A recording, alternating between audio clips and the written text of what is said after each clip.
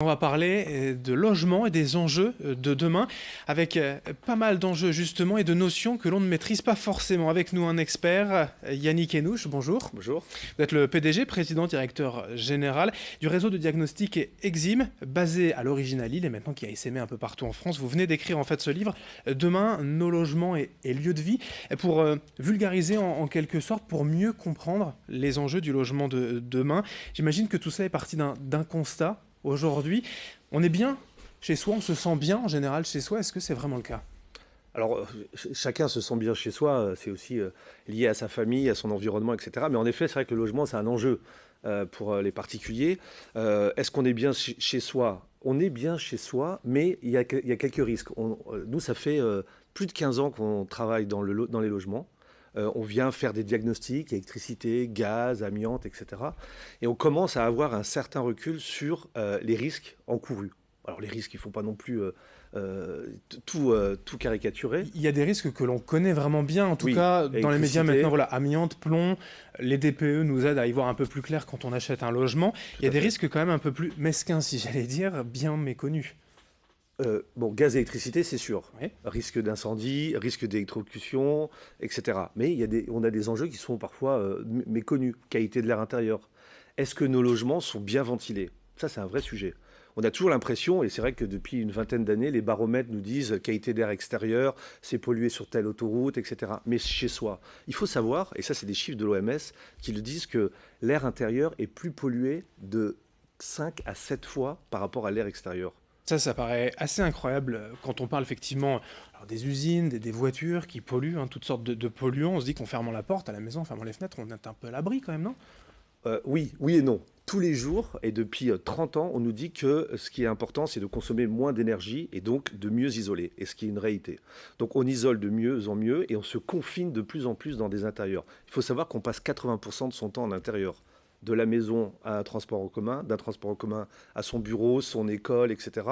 Et pareil en fin de journée. Donc on passe 80% de son temps à l'intérieur et on reste dans des environnements confinés où les polluants restent. Alors l'air, évidemment, à l'intérieur, il faut le ventiler, aérer sa maison, ça on le sait. Vous parlez des polluants à Enfin, vous l'intérieur, le quels savez, sont-ils? vous le savez, il y a près de 50% des logements en France qui ne sont pas ventilés, sur lesquels il n'y a pas de VMC, il n'y a pas d'aération, et où on a des fenêtres de mieux en mieux isolées, des portes de mieux en mieux isolées, l'air ne circule pas.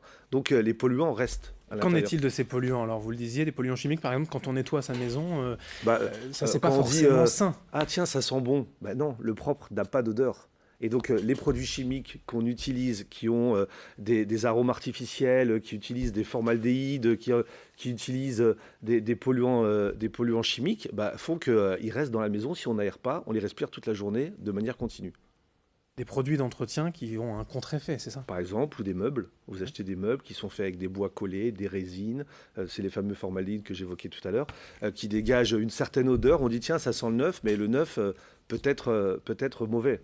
Et donc, tout ça pour dire qu'un réseau de diagnostic, c'est aussi un regard extérieur par rapport à un acheteur et un vendeur. Et les agents immobiliers font appel à nous pour qu'on donne une photographie d'un bien et que quand vous allez acheter votre bien immobilier ou quand vous allez louer votre bien immobilier, vous allez savoir à quel risque vous pouvez être exposé. Vous allez plus loin finalement que le classique DPE aujourd'hui et cette note Ah entre oui, A et E, ah oui, ou oui. F même. Enfin, D'ailleurs, le DPE voilà. n'est que là que pour marquer la consommation Oui. énergétique. Vous avez vraiment aujourd'hui voilà, matière concrètement à donner un diagnostic sur tout ce que l'on vient d'évoquer, les Ah oui, polluants oui. intérieurs et Ah autres. oui, Oui. oui. Ah oui, oui, clairement. On fait 80 000 missions de diagnostic par an, rien que chez Exim. Depuis 15 ans, on a un benchmark qui est incroyable sur la qualité du bâti. On est présent dans plus de 60, on a 60 implantations en France, donc on est présent dans quasiment tous les départements. Et c'est vrai que ça nous donne un regard. Et du coup, j'ai voulu écrire ce livre, et dont d'ailleurs, on le soulignait tout à l'heure en antenne, Benoît Apparu a fait la préface. J'ai voulu écrire ce livre pour vulgariser les diagnostics et pour vulgariser le logement. Donc ce livre s'adresse en priorité à celles et ceux qui souhaitent acheter, peut-être même les primo-accédants, hein, qui voilà, n'ont pas encore mis le pied dans l'immobilier pour savoir vraiment où l'on va.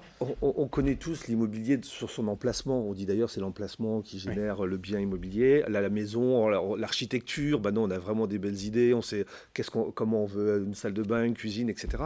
Mais il y a ce qu'on voit et ce qu'on ne voit pas. Et ce qu'on ne voit pas, c'est ce qui est dans ce bouquin, c'est ce que j'ai voulu faire passer comme message. Il y a un constat de départ, donc certaines explications, certaines vérités également que voilà, vous voulez établir ici. Il y a quand même aussi des solutions, des pistes, des conseils pour aider à être mieux chez soi. Ah bah oui, à chaque fois que j'ai écrit le pendant d'un problème, il y a quelques solutions. Et les solutions, c'est quoi? C'est quand c'est des problèmes électriques, il faut les réparer. Quand c'est le gaz, il faut ventiler. Quand c'est l'amiante, il faut se protéger. Quand c'est l'air intérieur, il faut ouvrir et puis il faut ventiler. Et donc à chaque fois, il y a des micro-problèmes et des micro-solutions, mais qui font que, je reprends votre question tout à l'heure, vous me disiez est-ce qu'on est bien chez soi? Ce qu'il faut, c'est qu'on améliore aussi l'aspect visuel et l'aspect technique des bâtiments et des logements dans lesquels on vit. Alors savoir évidemment quoi acheter, comment bien acheter, mais aussi une fois que l'achat est réalisé, comment bien entretenir avec voilà, des adresses, des réseaux de professionnels. Alors non, des adresses, on ne fait pas de... Non.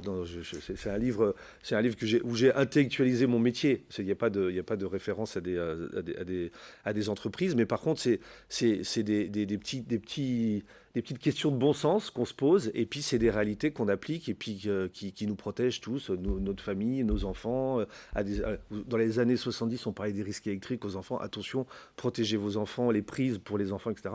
Aujourd'hui, on va un peu plus loin, on parle d'amiante, on parle de plomb, on parle de problèmes d'air intérieur, etc. quoi. Alors, globalement, même si on évoque ces risques, ces dangers, vous avez une lecture aussi du parc immobilier français qui est plutôt sain ou pas? Oui, depuis les années 90, on n'utilise plus d'amiante.